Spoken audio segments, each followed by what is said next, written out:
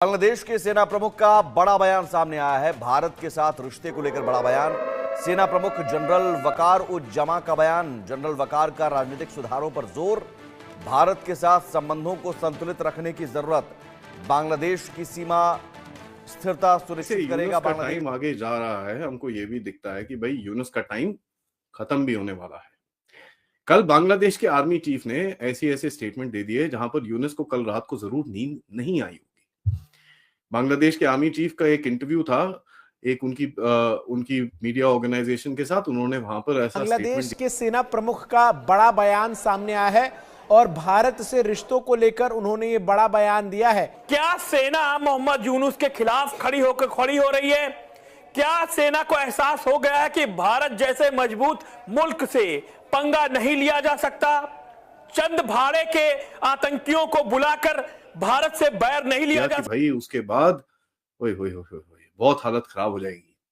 सबसे पहले उन्होंने बोला कि साहब ये देश जो है इसको इलेक्शन चाहिए और एक अच्छा इलेक्शन चाहिए, इसको कोई रिग्ड इलेक्शन नहीं चाहिए, फेयर इलेक्शन चाहिए, पीसफुल इलेक्शन चाहिए, फेस्टिव इलेक्शन चाहिए।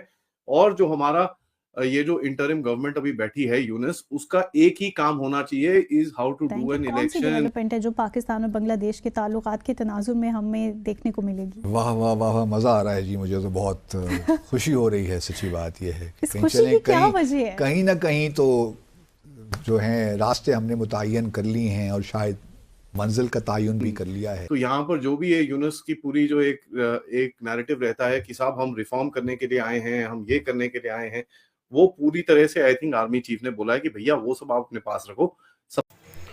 हेलो, जय हिंद दोस्तों।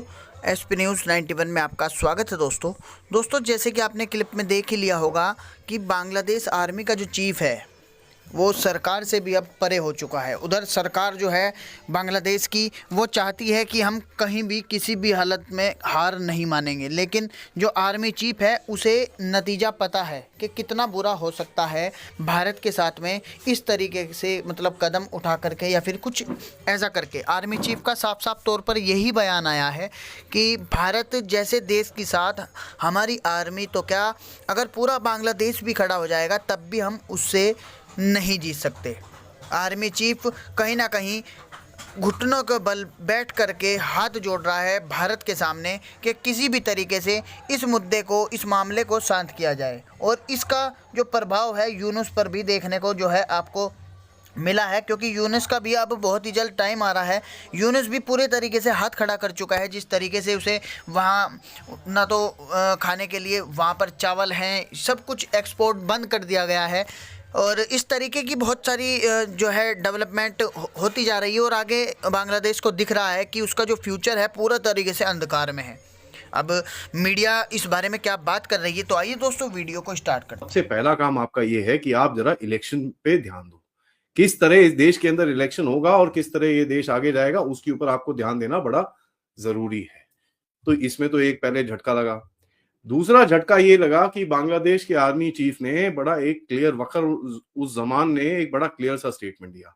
उन्होंने बोला कि देखिए साहब, भारत बहुत इंपॉर्टेंट नेबर है, हम उनके ऊपर बहुत ज्यादा डिपेंडेंट है इन मेनी वेज और हम उनके साथ लड़ाई झगड़ा बिल्कुल भी नहीं चाहते, ना हम कर सकते हैं। उन्होंने ये बोला कि साहब जो भारत का इंटरेस्ट है in stability in this region and Bangladesh को कभी भी ऐसा नहीं लगना चाहिए कि भारत उनको डोमिनेट करने की कोशिश कर रहा है। क्योंकि देखिए अगर भारत और बांग्लादेश साथ में काम करेंगे दोनों को बेनिफिट रहेगा। सबसे ज्यादा बेनिफिट उन्होंने बोला कि इसमें बांग्लादेश का ही होगा, क्योंकि हम एक छोटे नेशन है, हम उनके ऊपर डिपेंडेंट हैं। ये चीज बड़ी इंटरेस्टिंग है क्योंकि आप देखिए बांग्लादेश के अंदर इस टाइम पे यूनुस पूनिस की गवर्नमेंट और ये जितने भी स्टूडेंट सो कॉल्ड लीडर्स हैं, इनकी तरफ से तो एक बॉयकॉट भारत कैंपेन चल रहा है। तो ये बॉयकॉट भारत कैंपेन के चलते चलते अब ऐसी स्टेटमेंट अगर आर्मी चीफ से आ गए जिसके कंधों पे ये लोग बैठ के अभी सरकार में बैठे हैं, तो ऑब्वियसली इनको पता चलेगा कि इनके नीचे जो कंधे थे वो अब हट चुके हैं। और यहाँ पर देखिए मैंने आपको बताया था जब सीडीएस साहब की इनके साथ मीटिंग हुई थी तब इनका थोड़ा सॉफ्टवेयर अपडेट हुआ होगा, क्योंकि उससे पहले तक ये काफी यूनुस करते थे। जैसी ही वो मीटिंग हुई उसके बाद से इनका थोड़ा सा नजरिया, दुनिया को देखने का नजरिया और इनके स्टेटमेंट्स भी पूरी तरह से चेंज हो चुके हैं। मैंने आपसे पहले भी रिपोर्ट करा और यूनुस और ये आर्मी चीफ के बीच में वैसे भी बातें नहीं होती हैं और आर्मी चीफ इस टाइम पे बोलता है फ्रीडम और डेमोक्रेसी है, तो यूनुस के अगेंस्ट में जो क्रिटिसिज्म है वो होना चाहिए, देयर इज नो क्वेश्चन। वो चीज अब यूनुस को बिल्कुल पसंद नहीं आती। बांग्लादेश की गवर्नमेंट की देखिए हालत इस टाइम पे ऐसी है कि वो बोल रहे हैं कि जितने भी हम लोग उल्टे काम कर सकते हैं फटाफट कर लेते हैं।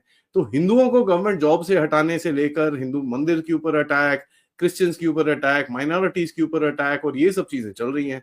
यहां तक कि अभी वेस्टर्न मीडिया की तरफ से भी ये रिपोर्ट होना शुरू हो चुका है।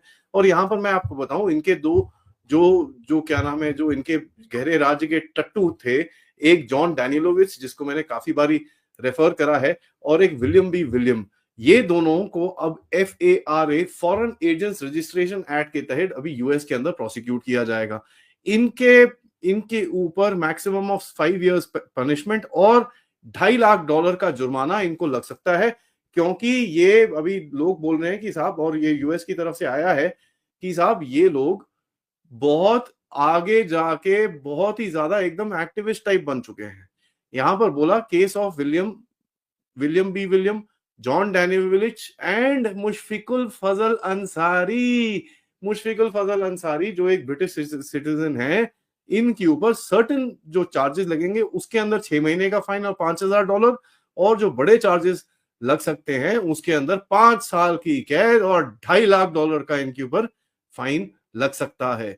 और ये बोला कि साहब ये तो पूरी तरह से लॉबिंग कर रहे हैं और बिना रजिस्ट्री के ये लॉबिंग कर नहीं सकते हैं।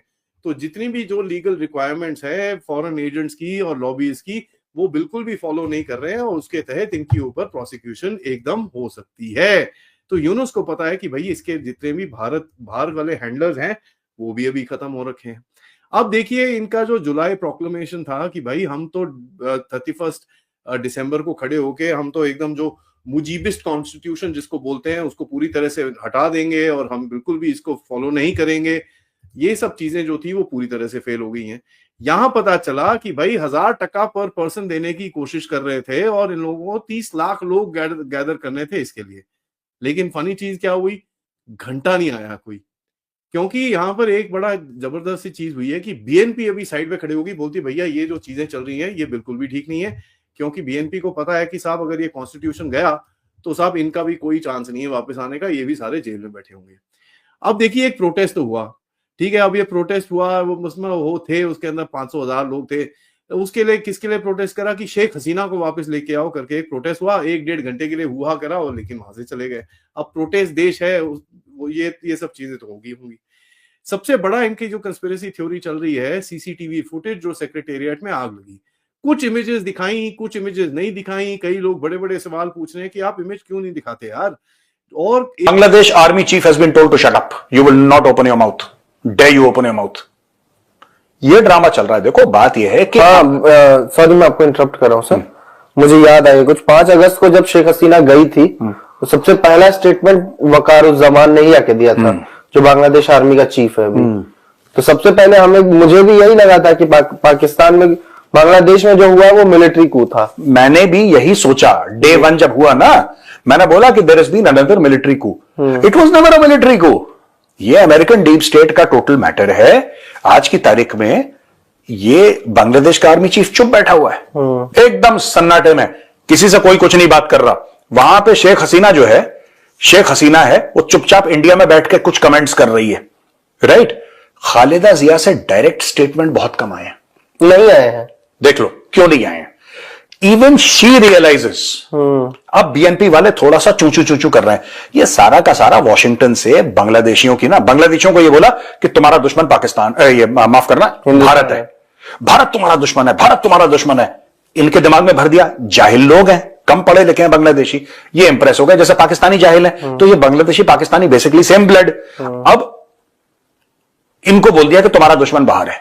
अब ये प्रोटेस्ट कर रहे हैं, तुम्हारा दुश्मन बाहर है। पीठ पीछे इनका बेवकूफ बना रहा है मोहम्मद यूनुस, ठीक है। और मोहम्मद यूनुस, मैं आपको एक और चीज बता रहा हूं कि 20 जनवरी से पहले मोहम्मद यूनुस उसने एक स्टेप ले लिया बड़ा वाला, 1-2 और स्टेप लेगा 20 जनवरी के पहले, आप नोट कर लेना।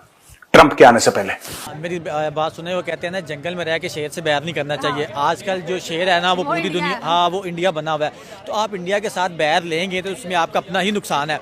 देखिए इंडिया के साथ मिल के चलते रहते, इंडिया को जो भी मामला थे उनके साथ मिल बैठ के चलाते रहते।